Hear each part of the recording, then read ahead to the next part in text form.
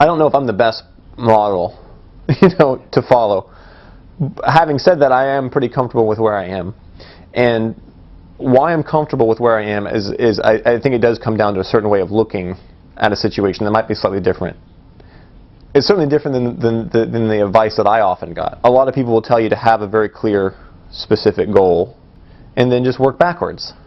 And then just say, okay, well, if you want to be a doctor, then that means you need to go to med school. And if you want to go to med school, it means you need to get the score on your SATs or your MCAT, and you just figure it out, and then you get there. But I think that misses a lot. That kind of looking at the situation when it comes to developing a career or life misses the boat entirely, because so much changes at each stage.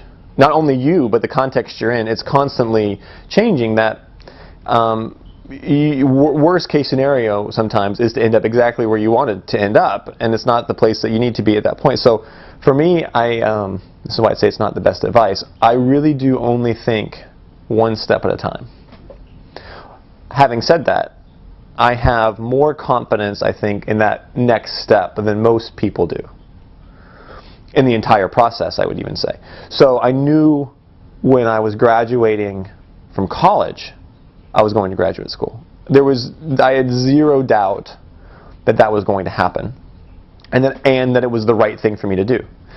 And when I graduated from Harvard, I didn't know what the next step was. So I took a year to kind of figure it out. I wasn't really willing to just throw myself into something that I was unconvinced was the right thing for me. And if it took a while to figure out what that was, then that's what I was going to do. The downside to this approach is that it's difficult in the kind of the common narrative. Oh, so what do you want? My advice for people is just to take it one step at a time. I think that's what's going to happen anyway.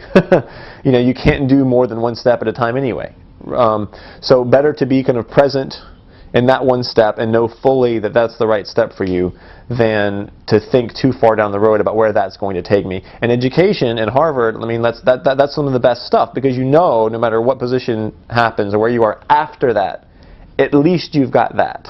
Be patient in the sense that understand that there's two sides to this coin, and the two sides are a mixture of the things you can control and the things that you can't control. And you can get in a lot of trouble if you start blaming yourself for the things you can't control, and you can get in a lot of trouble if you start assuming you can't control things that you actually can control. So to me, it comes down to how one finally balances those two things. And again, that's where I don't have much insight about how to do that. It's an art. It's definitely an art to figure out, when am I just copping out, and when is this a legitimate thing that I'm going to let go? And I struggled with that a lot. How much accountability do I put on myself? And there's a lot of stuff out there, I think, even well-meaning friends and family, that will convince you in some subtle way that your situation is your fault. Oh, if you just send another resume, what you should do is, and that's one of the things I hate, what you should do is just self-directed, take this stuff seriously, hard-working, we get it. We totally get it. Not to say we don't have more to learn, right? There's more to learn, but I think even well-meaning people who try to give advice about what to do implies that there's something they can do about it. Do you know what I mean? But that's only one half of that coin. Sometimes you just can't do anything about that situation.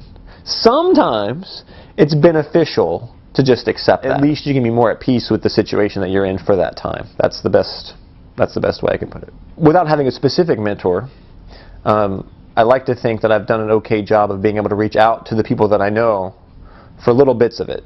You don't need one person to cover everything. I can get little bits from different people by asking questions. Same kind of questions.